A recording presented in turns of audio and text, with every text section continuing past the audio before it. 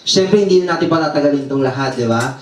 Ang mangyayari po kasi ngayon, mga kapatid, enjoy lang kayo dyan sa bahay habang nakikinig at habang natututo. Mamaya, we will pray together. Ang mangyayari po, meron tayo isang kapatiran na magsasalita for tonight to deliver the word of the Lord. And of course, i-conclude yan ng ating napakabutihing pastor, si Reverend Pastor Bobby Daquel. So, hindi na po natin ito patatagalin. Handa na ba kayo? Kasi ako handa na. Amen, amen, amen, amen, amen. So, ngayon pa lamang po, kung nandyan kayo sa bahay niyo, palakpakan natin ang Panginoon sa buhay ng ating kapatid, Brother Romy Hadjur Hiramil. Yeah. Sige, sige, kapatid.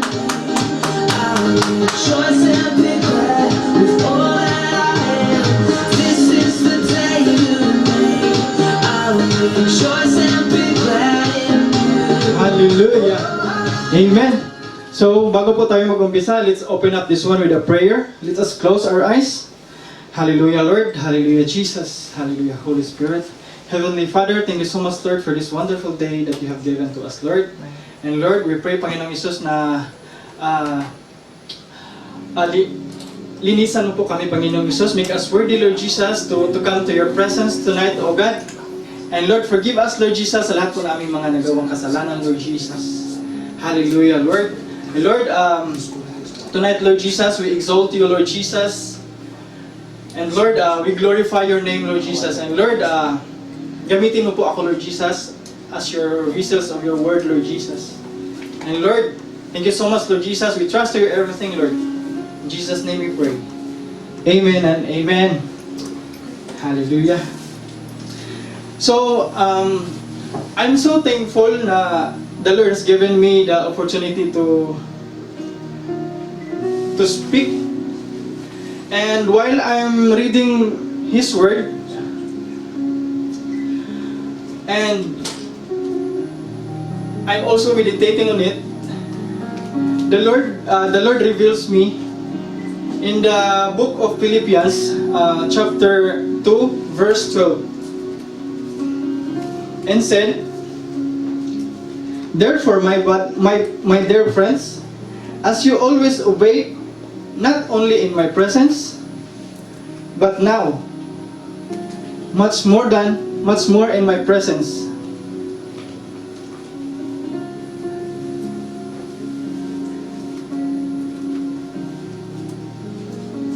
Amen. Once again, therefore, my dear friends, as you have always obeyed, not only in my presence, but now, much more in my absence, continue to work out your salvation with fear and trembling. So ang revelation ko dito about this verse, since we are obeyed the Lord with His presence, but not only in His presence, also in His absence. So, like for example, si Tatay Bobby is always encouraging us na kailangan natin gawin to for the glory of the Lord. But if ever pastor is not around us, he is not with us. So are we still doing our work for the Lord? Amen. And kaya ko po na-topic yung title natin tonight is about faith. So, faith comes from hearing and hearing the Word of God. So, that's the reason why our title is Faith Without Work is Dead. So, alam na po natin yung answer niyan.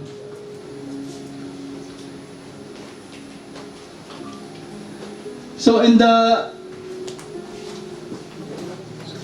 James 2, chapter 14, it says, "What good is it, my brother and sister, if someone claims to have faith but has no deeds? Can such faith save them?" Of course, our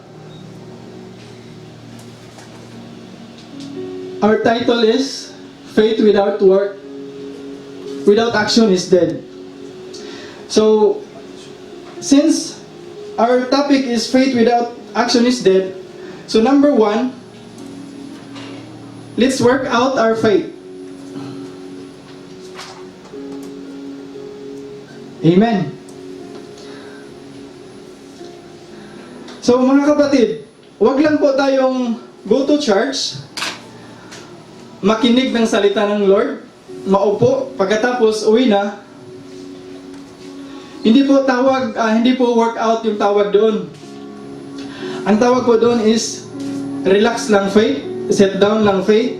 Yun lang po yun. So, mga kapatid, si Lord po ang nagsasabi na let's continue to work out our salvation. So kagaya po ng mga ginagawa nila ni tatay or nila ni mami yung mga leaders natin, so they are humahayo po sila, nag-evangelism, nag-share ng word of God. So yan po yung tinatawag na work out our faith. Amen. So habang wino-work out natin yung faith natin kay Lord, so dyan po tayo patatagin ni Lord. Kasi we are obeying His command. Amen? So, since we are work out our faith,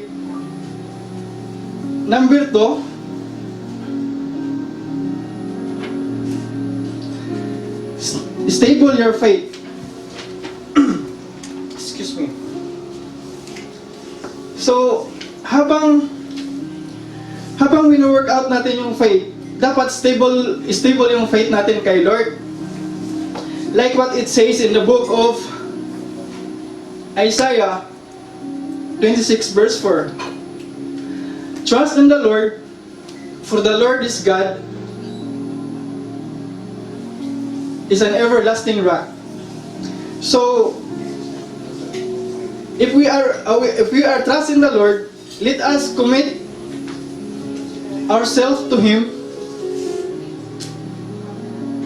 lean on Him, hope confidently, because He is everlasting God. Hallelujah. So mga kapatid, excuse me.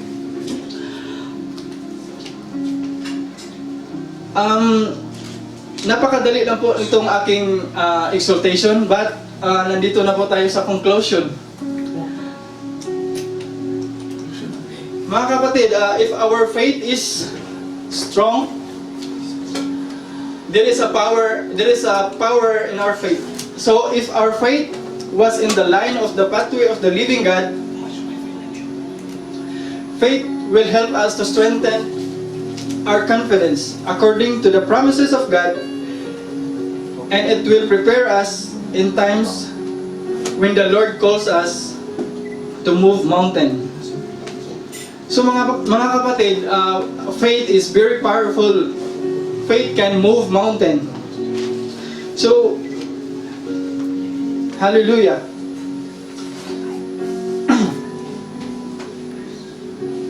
So mga kapatid, I will encourage you, kailangan po nating maging faithful kay Lord. Kasi if we are not faithful, hindi po talaga tayo faithful. So mga kapatid, huwag natin kalimutan at laging tandaan, habang may Diyos, may pag-asa. Hallelujah. Amen. Yun lang po. Yan, maraming salamat kapatid na Hajjur. Yan. Maraming salamat. So, ngayon naman hindi na natin patatagalin at I'm sure excited na excited kayo sa ating conclusion. Kasama, syempre, ng ating namumugutahing tatay ng LRCians, ng entire LRCians community, mula dito sa Abu Dhabi, Dubai, Al Ain, hanggang sa Pilipinas, sa Tacloban at sa Davao. Let us welcome Reverend Pastor Bobby Daquel.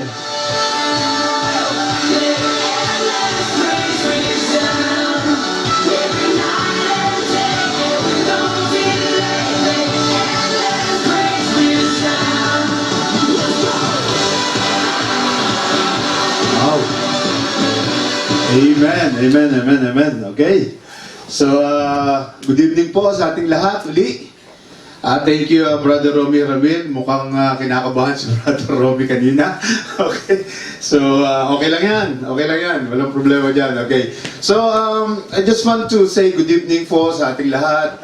Again, to our viewers and listeners from LRC Davao, LRC Tacorong, yung po ating mga relatives dyan sa Pilipinas. Magandang gabi po sa inyo lahat. Salamat po sa inyong paikinig. At of course, sa ating mga kapatid na nandito sa LRC Alain, LRC Dubai, kamusta kayo lahat dyan? At sa ating mga anak dito sa LRC Abu Dhabi. Okay, so magandang gabi po and thank you so much for listening and viewing tonight. And I just want to also greet may tokayo, si Pastor Robert dyan sa Dubai, from WPCI. Magandang gabi, tokayo, at salamat sa iyong pakikinig ngayon. Thanks for viewing tonight. And of course, sa Pilipinas po uli, I just want to greet all my relatives na nakikinig dyan at nanonood. No po? Maraming salamat po. I want to thank God because of this opportunity to share the word again. And of course, buhay po ni Brother Ramil na po, na nag-share, bagamat nagmamadali, mukhang may lakad, ayan. Pero salamat sa Diyos sa buhay niya na po. At least, nakapag-open siya po ng isang magandang opening para po sa ating prayer meeting tonight. Actually, this is very timely topic na po. When I asked Brother Romy kung ano yung message niya kahapon, this is the first time that I asked about the message in advance because alam ko na tayo po is mag-online streaming.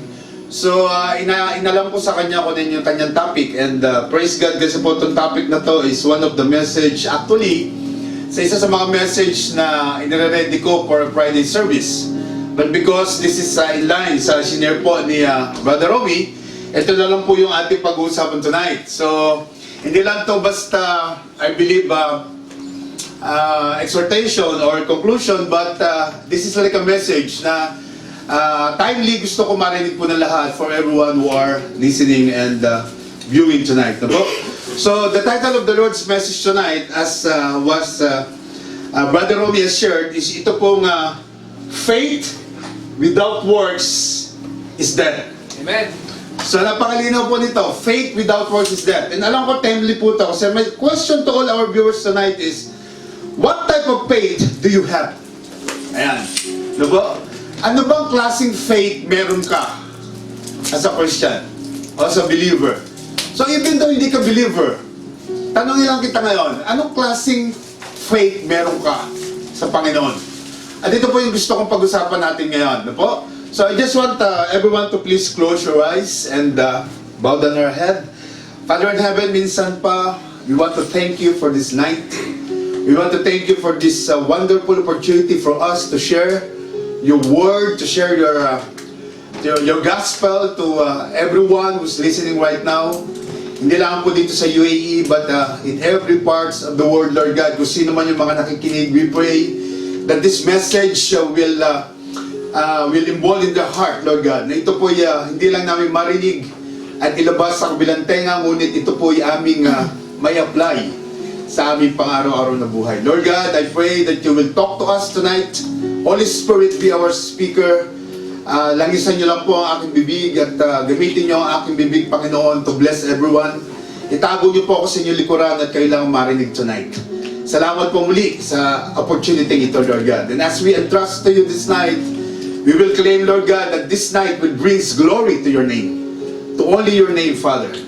This is all for you. In Jesus' name, and everyone will shout and say, Amen. Amen and amen. Okay. So my question earlier, what kind of faith do you have? Or what type of faith do you have? Can you look at your neighbor and ask him or her, what type of faith do you have? Kung sino naman yung katabi mo, tanungin mo siya, anong faith meron ka, kapatid? So tonight I will discuss about what type of faith do we really have. And we will talk about this based to what the book of James are going to describe. Alam niyo po itong book of James na to, isa po ito sa aking mga natutukan na devotion. No po? So dito po natin hinugot itong message na to. So sa halip na sa church natin ibibigay, ngayon na lang po natin ibibigay. No po? So I believe everybody is excited tonight. How many of you are excited tonight? Yan. Alam ko, kahit di ko kayo nakikita, excited tayong lahat. Okay? So let's read the main verse that Brother Romy has just shared to us. No po? Tingnan po natin yung main verse natin. And it will be a reading from James 2:14. So everybody focus on the verse. It say here, what good is it Dear brothers and sisters, ang sabi diyan, if you say you have faith, but don't show it by your actions. Amen? Can that kind of faith save anyone? Well, ito pong verse na ito is napakaganda because lahat po tayo is may kanya-kanyang paniniwala sa Panginoon. Lahat po tayo is may kanya-kanyang faith, no po? So, what does James means? Basically, ang sinasabi ni James dito is maraming tao sa paligid natin says they have faith. They claim they have faith. They even believe wholeheartedly that they have faith. Amen? Till one day they have suddenly realized that they don't never have that saving faith at all. Yung pong pananampalataya na magdadala sa atin sa kaligtasan, sa eternal life. Ito po yung gusto kong bigkasin ngayon. Sa Tagalog, ito po yung sabi ng verse. No po? Sinulat ko po sa Tagalog. Ito po yung sabi. Mga kapatid, ano ang pakinabang kung sabihin ng isang tao na siya is my faith o pananampalataya? Ngunit hindi naman ito pinapatunayan sa gawa. May liligtas ba siya ng ganong uri ng pananampalataya? So tonight, we're gonna share to you 3 types of faith according to the book of James, na main verse ni Brother Romy tonight. Pag sinabi natin 3 types of faith, 3 klase ng pananampalataya. As I said earlier, meron po tayong iba-ibang klase ng pananampalataya. So tonight, pag-uusapan po natin yung 3 klase niyan. And tonight, I would like to start with number 1. So it's here, dead faith. Pag sinabi natin dead faith, it's all about words without action. Ito po yung dead faith. Yung panay ka ng faith, pero wala kang gawa. Wala tayong action, wala tayong deeds. Yes, at ito po yung klase ng mga Kristiyano daw na may faith, pero wala namang ginagawa. Tama? So I always say this, natapos na tayo doon sa klase ng Kristiyano na gano'n. Yung uupo ka lang sa church, yung aatin ka lang sa church, pero wala ka naman totally ginagawa. You're not engaged, you're not involved. Yung bang tipo na Zimbabwe ka lang, di ba? Yung simba, uwi, simba, uwi, simba, uwi. Ganyan lang. So, like ko sinasabi dito po sa LRC po, sa mga LRCians, I just want to let you know na tapos na tayo sa ganong Kristyanismo. Hindi natin pinapanatili yung mga Kristyano na nakaupo lang sa church. We want them to be engaged. We want them to be involved sa ginagawa ng simbahan. Because maturity comes once na naging involved ka o naging engaged ka sa ministry ng Panginoon. Alam niyo po that 80% of the Filipinos na nakakausap natin claim that they have faith. 80% po. Sinasabi po nila na meron silang pananampalataya sa Diyos. But see this, according to Jesus in the book of Matthew, see this, in the book of Matthew it says, not everyone who calls out to me, Lord, Lord, will enter the kingdom of heaven. Ang linaw po dito. Hindi daw po lahat ng tumatawag sa Panginoon ng Lord, Lord is papasok sa karera ng Diyos. Only those who actually do the will of my Father in heaven will enter. Ayan. I just want to share something. In other words, James and Jesus are saying the same thing. It is impossible to us to say that we have faith if our faith is not accompanied by action. Okay? So, hindi raw po lahat ng tumatawag sa Panginoon ng Diyos, papasok sa karera ng Diyos. Yun lang mga tao na may pananampalataya na tunay na sumusunod sa salita ng Diyos. Ano po? And it's very clear that faith alone without action or without works is dead. Yun po yung sabi natin kanina. So ngayon, patutunayan natin itong first faith na meron tayo. Yung without action is dead. Ano ba talaga ang sinabi dito ni James po sa kanyang salita? Dito po sa book of James goes on to describe more of this dead faith. So basahin po natin. Ang sabi po rito sa James 2, 15 to 16. Babasahin po natin. Ang sabi po rito, suppose you see a brother or sister who has no food or clothing, and you say goodbye and have a good day, stay warm and eat well. Eto, listen to this. But then you don't give that person any food or clothing. What good that does that do? Ano raw po ibig sabihin dito ni James? Ano po? Ang sinasabi niya po rito, halimbawa daw merong isang kapatid na walang maisuot at walang makain. At nakita mo yon as a Christian, as a believer, as someone who claim na meron kang faith sa Panginoon. At sinabi mo lang sa kanya, kapatid, patnubayan ka ng Diyos. Magbihis ka at magpakabusog. Well, ang sabi ng Biblia, ngunit di mo naman binigyan ng anumang kailangan, ano daw silbi nun? Di ba? Anong klaseng silbi, anong klaseng faith meron ka kung gano'n lang ang ginawa mo? Now, see the very next verse. Ang sabi po sa 17, this is what it says sa 17. Ang sabi po, so you see, faith by itself isn't enough. Tama? Hindi lang dahil sa sabi mo, Kristyano ako, may faith ako sa Panginoon, matinding pananampalataya ko sa Panginoon. Well, ang sabi rito, faith by itself isn't enough. Hindi lang dapat faith. Dapat daw, unless it produces good deeds, it is dead and useless. Wow. Di ba? So, dito po pinapakita natin na yung conclusion of dead faith, na po, yung number one natin na kind of faith, it is basic. The idea is very simple. The Lord was telling us that dead faith is a type of faith that goes on and says, I have faith. I believe in Jesus. I believe in God. But when you look at the person's life, there was no fruit at all. Wala pong fruit, wala pong pagbabago. Walang transformation, in other words. So siguro yung faith niya, panay information lang. So yung Christian life po natin, hindi lang po nakikita yan dapat sa meron akong great faith sa Panginoon. Pero kung hindi po nakikita sa buhay natin, na tayo po'y ginagamit ng Panginoon to bless others, well, this is what I call dead faith. Tama?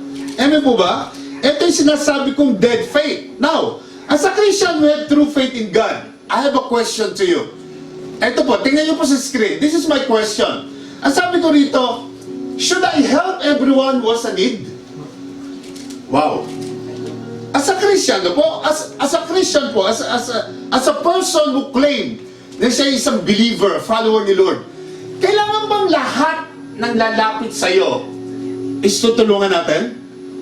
So this moment, let me give you 5 things. I want to show these 5 things po quickly to determine whether or not or how much you should help someone who comes to you with a need. Okay? So please, take number 1. Sabi po rito sa number 1 is decide who you can help. Meaning, why you need to decide? Because napaka-imposible naman sa ating tao, ano po, kahit na anong klaseng taas pa ng pananampalataya mo, na makatulong tayo sa lahat ng mga taong lalapit sa atin. So we need to pray and let the Lord lead us in terms who you can help. Kasi po, hindi naman talaga lahat ng tao is kaya natin tulungan, kahit na sabihin mong follower ka ni Christ.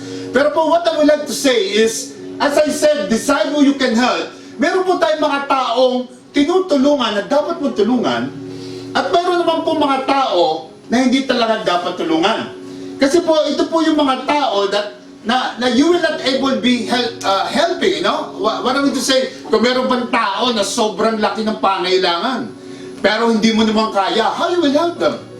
So it doesn't mean na kapag Kristiyano ka, lahat ng taong lalapit sa'yo, ano man ang pangailangan nila, kaya natin tulungan. Hindi po. So let's go to number 2. Number 2, is this a want or a need?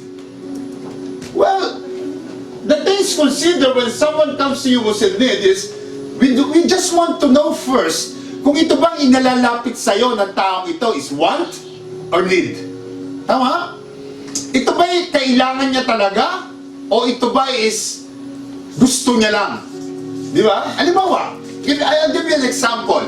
For example, may lumapit sa akin, sinabi niya, Pastor, meron po ako urgent na kailangan eh. Kailangan ko po talaga. So I need to ask, right? I need to ask them first kung ano ang kanyang pangailangan.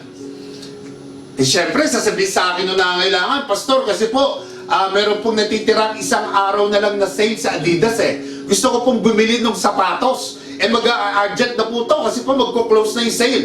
Well, this is what I'm trying to say. Hindi po to isang tao na dapat natin tulungan kasi kailangan bumili lang ng sapatos at urgent kasi magsasara na yung sale. Are you with me? Are you with me? So meron po mga tao na ganyan lang kaya sila nangihiram. Because they want something, so they're coming to you because they don't have anything, but kailangan nila yon. Hindi naman to talagang buhay at kamatayan. This is something na gusto lang ng bumili na material na bagay. So this is just one example na kailangan po natin malaman na yung mga tutulungan ba natin, talaga bang want or need nila talaga ang tulong? So as a person, ano po, as a Christian, alam niyo po tayong mga Kristiyano, ano po, pag nakikita nilang, ito mga Kristiyano to, may dala kang Bible, nagbabasa ka ng Bible, tayo po is lapitin, ano po, lapitin tayo ng mga taong humihingi ng tulong. Okay? So hindi ko po sinasabi sa inyo na huwag tayong tumulong. But I would like you to know na ang gusto kong sabihin is, alamin natin kung yung bang tulong na hinihingi sa atin is want o talagang need. Amen? Let's go to number 3. Sabi po sa number 3, help them get out in the place of need. Ito po maganda to. Try to focus more on getting them out on the place of need rather than meeting their need at all. Meaning po, may kasabihan tayo, ito bang tumutulong sa akin is kailangan kong subuan na subuan o kailangan tulungan kong kumuha kung saan kukuha ng pagsusubok? Di ba may kasabihan tayo na huwag mong bigyan ng isda, kundi bigyan mo at turuan mo kung paano mumingwi. Tama po ba? So, lahat po ng tao na lalapit sa atin, we just need to ask them, no po? Help them get out in the place of need. Tulungan natin sila na matuto na tumayo, matutong mabuhay, at magkaroon ng pagkakataon na makakuha na sarili nila ang pagkakakitaan, ng pagkakakuwanan, para po sila mabago sa kanilang stand, no po? Na hindi na sila laging lalapit sa'yo. Ito po yung gusto kong sabihin. So number 4, let's go to number 4. Sabi po rito, 5 things to consider when someone comes to you who's in need. At sabi ko, meeting the need could open up a door for ministry. Ito po, maganda to. Kasi po, well, alam natin lahat na may mas madaling mag-invite sa church o mas madaling ma-minister on someone if they have needs. So sa gabi pong ito, I just want to tell you na it's an opportunity for us to help others. Because it will give you a door, an open door, to minister to them. An open opportunity for them to be invited to the church. Kasi po, usually, alam natin lahat yan, mas madali pong i-invite yung mga tao na may pangangailangan papunta sa Panginoon. Amen? Mas madali po yan kaysa po sa mga taong hindi dumadaan sa anumang needs. Amen? So quickly, number 5, ang sabi ko po dito sa number 5, learn to say no. Tell your neighbor. Sabi mo sa katabi mo, nasaan ka man, sabi mo, learn to say no. Sometimes po, meron tayong mga kailangang sabihin na no. And I will tell you as a pastor, it's okay to say no. Wala pong problema to say no. Sometimes the best thing you can say to somebody is, alam mo, gusto sana kitang tulungan pero sa pagkakataong ito, hindi mo na. Tama? It's a nice way to say no to someone who's in need. It is better that you learn to say no to someone kesa yung pangangatawanan natin na kaya natin tumulong pero hindi naman. Tama? Ito po yung lagi ko sinasabi sa atin.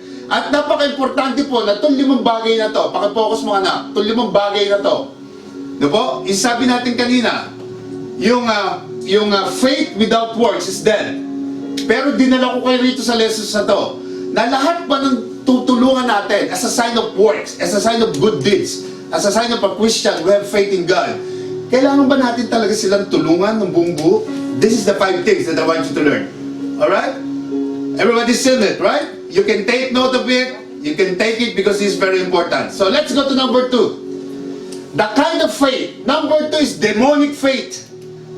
Ito po yung demonic faith. I say here, recognition without repentance. So kanina sabi natin, the first one is dead faith. In other words, those faith that only in words but without works and without good deeds. But right now, kumbaga sabi nga natin, Kristiyano na sa puso, pero hindi sa puso, tama? But right now, the second one is demonic faith. Bakit ko po sinabing demonic faith? Kasi po, ito yung demonic faith na recognize the power of God but doesn't repent in the heart. Meron po mga ganyan pananampalataya. They recognize that God is a powerful God. They recognize that there is God, but they don't have repentant heart. Hindi po sila nagre-repent sa kanilang puso. Ito po yung sinasabi kong demonic faith. So of course, paano mo nasabing may demonic faith? Let's see what the Word of God says. Let's go to verse 18 of James 2. Ang sabi po rito, now someone may argue, some people have faith, others have good deeds. Stop tayo dyan. Kalahati muna. So sabi rito, basically what James was telling here is, pwede natin sabihin na maraming tao ang may faith. Tama? Marami. At marami rin naman, may mabubuting gawa. Pwede tayong magtanong, o pwede tayong magtalo, one way to another.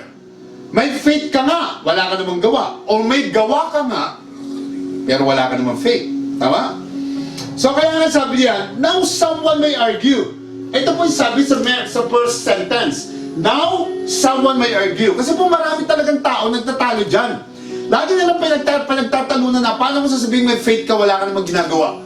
Or pwede naman sabihin panay ka gawa, wala ka namang pananampalataya. Marami po talagang nagtatalo dyan. So tonight, ang gusto ko sabihin sa inyo, yung hindi importante ang faith mo kasi wala ka namang ginagawa. Samantalang ako, hindi na mabilang ang mga natulungan ko. Ito po yung natural argument ng mga tao. Pwede ka magtalo. Kasi yun ang sabi ng verse. That's why people will tell you that you are not a genuine Christian. Kasi hindi nila nakikita na meron kang ginagawa. But listen to this. James was telling us, the true and genuine faith must always produce good works. Kung titignan po natin yung part B, ito po yung sabi, but I say, how can you show me your faith if you don't have good deeds? Tama? Paano nga ba mo ipapakita sa akin yung tunay na pagkakristyano mo? Yung tunay na paniniwala mo sa Diyos, yung tunay na faith na meron ka, kung wala ka namang ginagawang maganda. Tama po ba? Arguable, right? Pwede pagtalunan. And sabi po rito, I will show you my faith by my good deeds. Wow. Ngayon, ang gusto ko pong tingnan natin dito is, in other words, James was telling us here, don't come to me telling me you have faith if you're not doing anything. Huwag mo sabihin sa akin na meron kang pananampalataya, huwag mo sabihin sa akin na mataas ang paniniwala at pananampalataya sa Diyos, pero kung wala ka namang nakikitang maganda sa buhay mo, paano mo sasabihin yan? Tama po ba? Sasabihin mo sa akin na may faith ka, hindi ka naman nagbabasa ng Bible o nagde-devotion. Tama? So sa church, sa ginagawa natin, sa intentional discipleship, paano mo sasabihin na meron kang matinding faith sa Panginoon if you don't read the Bible? Alam niyo po, maraming Kristiyano ganyan. They always say that we are a Christian from the day that we are born. But sabihin ko sa iyo, kahit anong verse sa Bible, hindi pa nila nabasa. Kahit anong book pa, hindi pa nila natapos. Tama? So this is one good example. Amen po ba? So sabihin mo sa akin, may faith ka, hindi ka naman nagbibigay ng ikapo. Tuwing ikapo na, sabihin mo, naku po, andyan na naman po. Ayan na naman po. Di ba? So giving is a sign of your faith to God. Tama? Meron ka ng faith sa Panginoon, so dapat po nakikita yon. Sasabihin mo sa akin na may faith ka, hindi ka nga nagjo-join sa anumang ministry sa church. Huwag natin pag-usapan yung pagtulong sa iba, sa loob na lang ng simbahan. Kung talagang may faith ka, dapat you are engaged in what the church are doing. Kasi po dito makikita yung maturity mo sa Christian. Kaya po maraming tao sa church, listen to this, kaya po maraming tao sa church, ang dami nakikita sa paligid. Kasi walang ginagawa. Tama? Nakaupo lang sila. Kaya ang dami nilang napapansin. Mga kapatid, tonight I would like to tell you that that kind of faith is a demonic one. We need to be involved, we need to be engaged. We need to show other people na meron kang faith, at the same time, you are involved. Meron kang ginagawa na maganda sa kapwa natin. Tama mo ba? Amen ba? Kasi po pag wala kang ginagawa, it will not show your faith.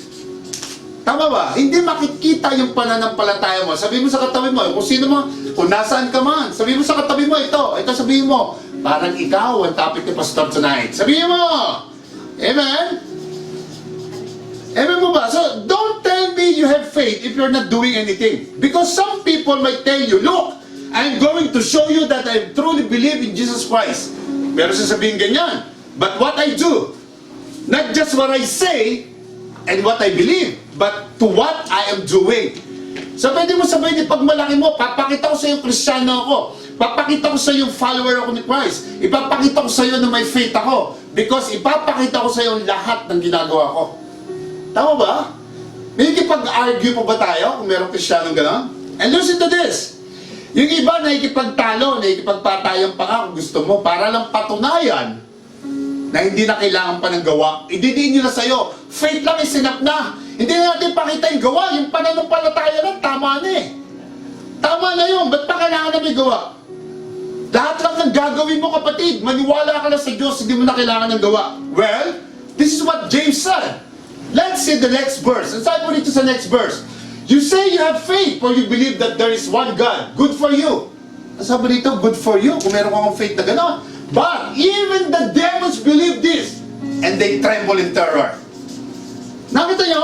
Now, napakaliwanag dito. Basahin natin sa Tagalog. Sabi po rito, sumasampalataya ka na ang Diyos ay iisa. Di ba? Tama yun. Mabuti naman. At sabi nga ng verse, good for you. Kasi nga ang mga demonyo man ay sumasampalataya rin at nanginginig pa nga. Amen? Yan po yung sabi ng Bible. So how would you say that faith is just enough? Eh, hindi mo na kailangan ng gawa. Eh, ang demonyo nga may faith din eh. Di ba? Ang demonyo nga nakikinig din. So tingnan natin. Pasadahan po natin to. So even demonyo din daw nananampalataya at nanginginig pa. So pakita ko sa inyo quickly. Ito po, sa verse, sa Bible. Pag po mabasahin natin ng Bible, po, makikita niyo po yan. In Mark 1:24, demons believe in God. Tingnan mo, demonyo man, may paniniwala sa Diyos. Kaya huwag mo sabihin sa akin, paniniwala lang, okay na. Tama? Hindi mo pwede yun. At sabi po rito, demons believe Jesus is Lord. Even the demons believe Jesus is God. Even you believe that Jesus is Lord, right? So it's the same thing with the demons. At sa ating mga viewers, just take note the verse.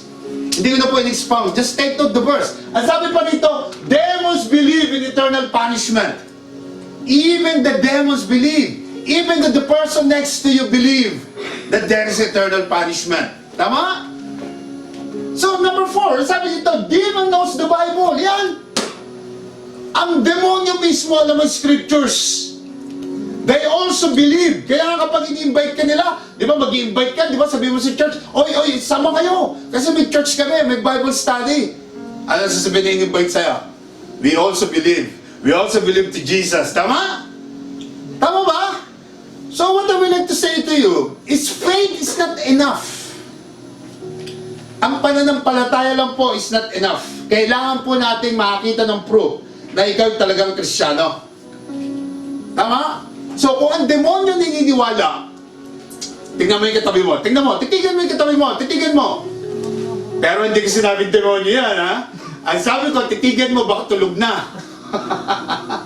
Baka nakakatulog na. Tama? Alright? So, tonight is napakalaman po nitong pinag-uusapan natin because James is trying to tell us that it's not enough to us Christians to have an intellectual knowledge. Hindi po kailangan na meron ka lang intellectual knowledge about the scriptures.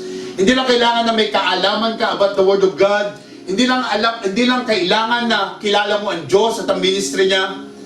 Is that if it does not result in words or good deeds, hindi po tama. Meron pong mali, meron pong kulang. Okay? So, see, what's the next verse says? In verse 20, how foolish can't you see that faith without good deeds is useless?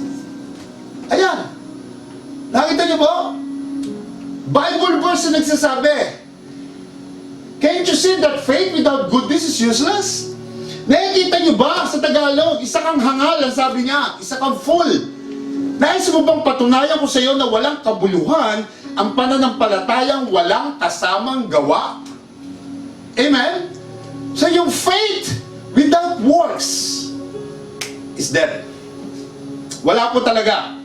So kailangan po talaga na meron tayong pananampalataya at meron tayong gawa. Tama po? The third one, the last one but not the least. Aside po rito, dynamic faith believes that affects behavior. Ito ang kailangan natin. Sabi mo sa katabi mo, yan ang kailangan natin. Yung klase ng faith na yan. Yung faith na yan ang kailangan mo at kailangan ko. Yung kapag pumasok ka sa simbahan, yung habang tumatagal ka sa church, habang tumatagal ka sa ministry, habang nakikilala mo si Lord, merong nababago sa buhay mo. Tama po ba? Tama? Lagi yung sinasabi. Ano po? Sabi ng ating mga mentor, kailan ng isang tao pumasok sa McDonald's na lumabas sa hamburger na? Di ba wala? Di ba wala? So, paano mo sasabihin sa akin na sa pagpasok mo sa simbahan is talagang yung faith mo naging dynamic na? Tama ba? Na nagkaroon ka na ng pagbabagong buhay, na talaga bang naapektuhan yung buhay mo? Naapektuhan ba yung attitude mo? Naapektuhan ba yung buong pagkatao mo? Sa madaling salita, na born again ka ba talaga na pumasok ko sa church? This is the faith that we need. Dynamic faith. Sabi mo sa katabi mo, we need dynamic faith. Sabi mo. Sige po, tell your neighbor, what we need is a dynamic faith that will change our behavior. Sabi mo sa kanya yan. And for us to really understand what does dynamic faith looks like, ito po yung sabi ni James, na po, gumamit po siya ng dalawang karakter sa Bible. At ito po, napakaganda nito, di ba? Gumamit siya ng dalawang karakter sa Bible para patunayan niya, no po, na yung pananampalataya mo, kailangan may kasamang actions para po mabago yung iyong behavior. Tama? So, gagamit tayo ng dalawang karakter sa Bible, no po, to illustrate, no po, kung ano yung pinopoint out natin dito.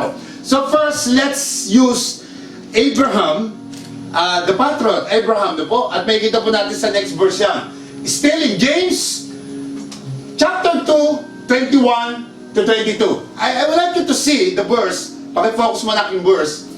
Gusto ko makita ninyo yung bold, yellow gold, na sinasabing actions. Ito po yung sabi ng Bible. Don't you remember that our ancestor, Abraham, was shown to be right with God by his actions? So sa dalawang verses na to, mayroon tatlong actions na binanggit. At sabi ito, when he offered his son Isaac on the altar, you see, his faith and his actions, ano sabi? Work together. So yung faith mo na may actions, kailangan po magkasama talaga. Hindi mo pwedeng panay faith ka lang, hindi mo pwedeng panay action ka lang, wala ka namang faith. It should be shown together. It should be together. Tama po? At sabi rito, his action made his faith complete. So, linaw. Faith without action is dead. Kailangan po na yung pananampalataya mo may kasamang good deeds, may kasamang application, may kasamang action. In other words. At dito po makikita natin sa Abraham. No po? Sa Abraham po. Abraham is the faithful father of the Jews. No po? Alam natin yan. At kahit si Abraham mismo, kailangan niya ng faith na may action para yung kanyang faith maging complete. Di ba? True faith always results in good works. Makinig po tayo. True faith always results in good works. But the works alone do not justify us. Hindi mo pwedeng panay-works ka lang. Kailangan po may kasamang faith. It is our dynamic faith that brings us to salvation. Tama po ba? Are you listening? And our active obedience demonstrate that our faith is genuine. Kapag meron kang active, no po, na application, meron kang active actions, no? Yung obedience mo kay God, nagkakaroon ng demonstration ng genuine faith mo sa Panginoon. So, hindi lang pwedeng panay faith. Kailangan po natin gumawa. Amen? So, tingnan po sabi na susunod na verse, sa 23, o sa 24. So, you see, we are shown to be right with God. Ano sabi? By what we do, not by faith alone. Ayan. Ang linaw po niyan. Makikita yung tama ka sa mata ng Panginoon. Makikita yung pananampalataya mo sa Panginoon by what you do. Hindi lang by faith alone. Are you with me? So I'm trying to balance what we're trying to talk here. I'm trying to balance, and my goal is for you to know na yung faith at yun po yung works, no po, hindi po kailangan maghiwalay talaga. Dapat po laging magkasama yan. So you will see that our point is very clear. Tama? We have seen that even Abraham, the one that the Jews considered the father of their faith, even he, it says, considered right by God, not just because he believed God, but because of what he did. Dahil sa action niya, sinabi ng Panginoon na siya is very faithful. Tama ba? And listen to this. You remember that when God asked him to offer his very own son to him, Isaac? Hindi lang niya sinabing, okay God, I believe you. Okay God, I hear you. Pero hindi. But he demonstrated his faith by what he did. Kung ano yung ginawa niya, na yung mismong anak niya, isinama niya roon sa taas ng bundok to offer to God. Why? Because of what God has said. So hindi lang to basta faith, meron po kasama action to. Well, maaari mo sabihin sa akin, Pastor, maaari mo sabihin ganito, Pastor, kino-compare mo naman ako kay Abraham Kino-compare mo naman kami kay Abraham. Si Abraham, alam natin, very righteous yan. Alam natin si Abraham is a man of God. Alam natin si Abraham is very faithful to God. Alam natin si Abraham is pinili talaga ng Diyos. Huwag mo naman kami compare dyan. Iba naman si Abraham sa tayo. Well, maybe you're right. Pero tingnan mo itong susunod na verse. Let's read this following verse. Tingnan po natin to. Can you focus on this verse? Eto po. Tingnan natin to. How many of you believe na pwede kang gamitin ng Panginoon kagaya ni Rahab? How many of you knows Rahab? Tama? Si Rahab po is one of a prostitute sa Bible. Pero si Rahab, the prostitute, is another example.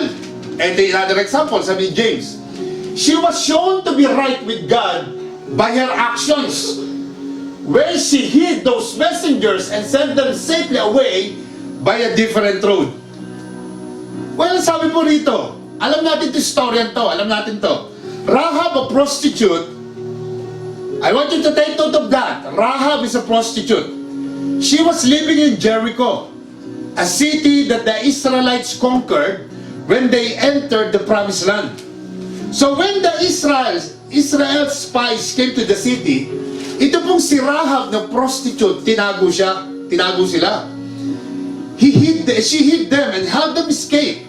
So in this way, her actions demonstrated faith in God's purpose. So makikita natin itong si Rahab na isang prostitute. Isipin mo. Kaya don't tell me na hindi ka pwedeng gamitin ng Diyos, na hindi ka pwedeng maging obedient sa God. Kasi po isang prostitute na ginamit ni Lord, na makikita natin sa Bible itself, si Rahab ginamit ng Panginoon. Ang kailangan lang yung kanyang obedience, ang kailangan lang yung kanyang actions. Tama? Ang kailangan lang yung sumunod. Her actions demonstrated her faith in God's purpose. Tama mo ba? And that is Rahab, the prostitute. So I would like to ask you, meron bang prostitute na nakikinig ngayon dito? Di ba? Meron bang prostitute na nakikinig ngayon sa akin? Na pwedeng sabihin na pwede rin akong gamitin ni Lord? Of course. Anyone can be used by God. Ang kailangan mo lang yung faith, sasabayan mo ng actions. Hindi pwedeng panay faith lang tayo. Kailangan po makita sa buhay natin yung tinatawag na pagbabago. Maaring sabihin natin si Rahab is just a prostitute, but she, because of her faith to God, because of her action, because of her good deeds, ginamit siya ni Lord for a purpose. So kahit sino sa atin pwede gamitin ni Lord. Kaya wag mo sabihin sa akin na si Abraham Pastor is very faithful, si Abraham Pastor is tinawag, si Abraham Pastor is very obedient to God. Well, I would like to tell you, kahit na sino, I think Rahab is a perfect example for that. Kahit na sino pwedeng gamitin ni Lord. Amen? Amen mo ba? May natututunan ba tayo? Isang malakas na palakpak para kay God, please. So, start natin yung music natin. Ang sabi po rito, sa James 2:26. In conclusion, ito po yung conclusion ng lahat ng pinag-usapan natin tonight. Ang sabi po rito, just as the body is dead without breath, so also faith is dead without good works. Amen? Nakita niyo po? So, yung pananampalataya mo na walang good works, hindi po kalugod-dugod sa mata ng Diyos.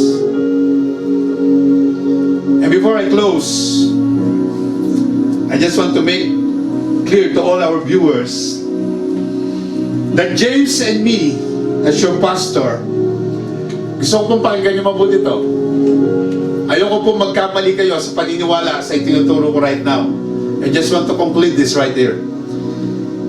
James and me as your pastor is not saying here that you have to do something in order to be saved. Hindi po yun ang ibig sabihin. But rather, what I'm trying to say to all of you is, good work is the natural byproduct of a genuine faith. Kapag nakita ng mga tao sa'yo na meron kang good deeds and good works, that's only showed that you have the byproduct of genuine faith to the Lord Jesus Christ. Amen? Yun lamang po gusto kong sabihin. So my advice to all of our viewers tonight, as one application for all of us this moment is, look at the screen, combine your faith with your actions. Hindi mo pwede na wala tayong faith, pero may gawa ka. Hindi naman pwede may actions ka lang, pero wala kang faith. The Lord is trying to tell us that your faith should have a correspondent actions for you to see by other people na meron kang talagang tunay at genuine na faith sa Panginoon. I invite you everyone to close your eyes and bow down your head. Father in heaven, we want to thank you tonight. Salamat po, Panginoon, sa inyong mensahe tonight, Lord God. That our faith should have accompanied by actions, Panginoon. So tonight, Lord God, we declare that we have a dynamic faith.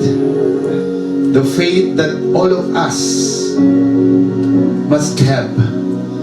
Isa pang faith na magpapakita ng tunay na pagbabago namin na makikita ng mga taong nakapaligid sa amin. So tonight, Lord God, as we declare your goodness and faithfulness sa buhay namin, tinatanggap namin, Panginoon, na ang pananampalataya namin sa inyo is kailangan may kasamang good works. Na kailangan, Panginoon, na makita ng ibang tao sa amin na kami po is may magandang ipinapakita sa ibang tao. Nakasabay ng aming pananampalataya, Panginoon, nandun yung pagtulong namin sa mga nangangailangan. Pagtulong, Panginoon, na pipiliin namin. Pagtulong, Panginoon, na titignan namin kung ito ba'y kailangan nila o ito ba'y gusto lang nila. Pagtulong, Panginoon, na marunong sumagot ng no kung kinakailangan. Pagtulong, Panginoon, because we know that this will open a door for us to minister that people who are in need. So tonight, Father, as we declare your word tonight, I pray, Lord God, na abutin niyo po, Panginoon, ang lahat ng tao na nakinig ngayon. Lahat ng viewers namin, Panginoon, even though this video that we would like to share to someone, to many people around us, na magamit, Panginoon, for them to have a full understanding, Lord God, that faith should be combined with works of good deeds. We thank you, Father, for tonight. We thank you, Jesus. We thank you, Lord. Thank you, Father. And as we continue to pray for everything that we need to ask you, Lord God, we ask that your Holy Spirit will continue to lead us tonight, will continue to show us the way, and we ask you, Lord, to open the windows of heaven right now for all our prayers to be heard as we humble ourselves to your throne right now. Salamat po, Panginoon, because we know and we believe na naririnig nyo kami tonight. Mga kapatid, sa pagkakataong ito, I want you to see the screen right now. Pakitutukan mo lang yung screen na. I want to ask every one of you who are listening right now, nasaan ka man?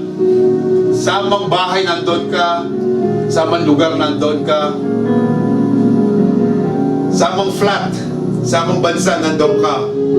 I want you to join us, the Life Harvest Restoration Church, because this is our prayer. Sa mga nangyayari po ngayon sa mundo, it is very important for us to hold hands, to be in one spirit, for us to reach those people na tinamaan ng anumang virus, o yung mga tao na dumaranas ng sobrang perwisyo na po, o kahit yung mga workers na po na maharap, yung mga frontliners. We need to pray for them. We need to pray to God and ask the Lord na itong lugar o itong virus na po na tumatama sa buong mundo ngayon is ma-eliminate in Jesus' name. So as I will read to you one by one, we need to pray first for the elimination of the virus, for the success of the vaccine being tested, protection of the frontliners of this situation, of course, the medical staffs, the cashiers, the security personnel, all those people na nag-a-attend, yung mga frontliners sa virus na to, ano po? For the complete healing of those people who are already infected by the virus.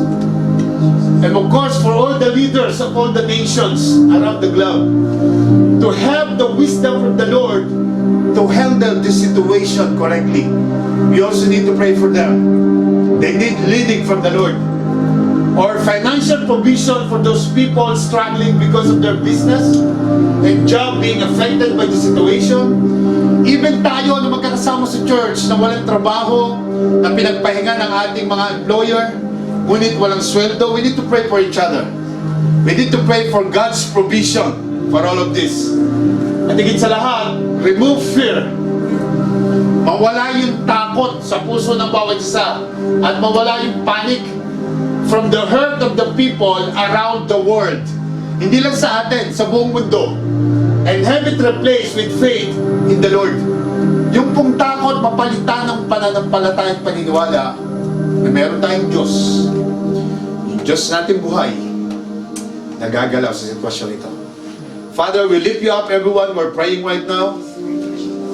Holy Spirit, I pray that you will lead everyone who are listening right now. Father, intercede for each and every one of us. Help us, lead us, Holy Spirit. And I pray that you will open up the windows of heaven right now and you will hear our prayer for the situation na meron kami sa buong mundo right now. Lord, we believe that you have known these things. We believe that you're working behind the scene. We believe, Panginoon, that you will not leave us and ever forsake us. We lift you up everything, Father. We lift you up everything. In Jesus' name we pray. Amen.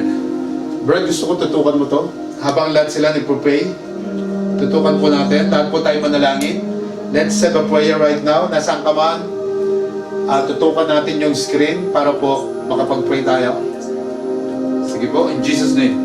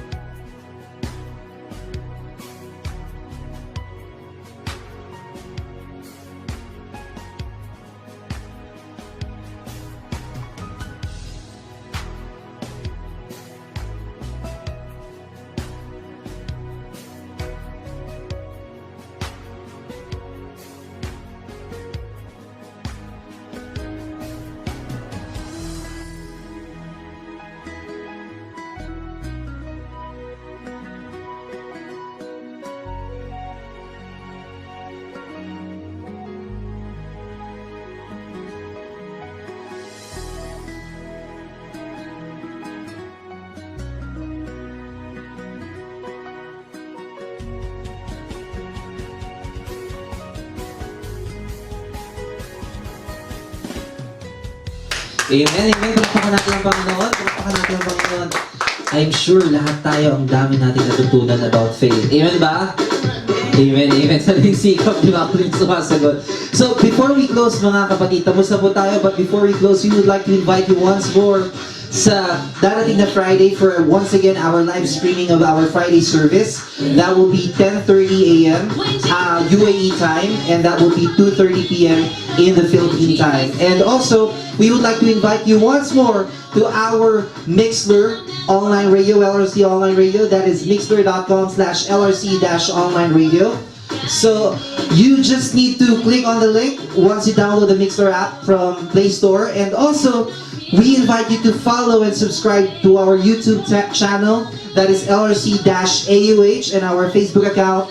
That's Life Harvest Restoration Church. So, maraming salamat once more mga LRCans, at maraming salamat sa pag-tune in.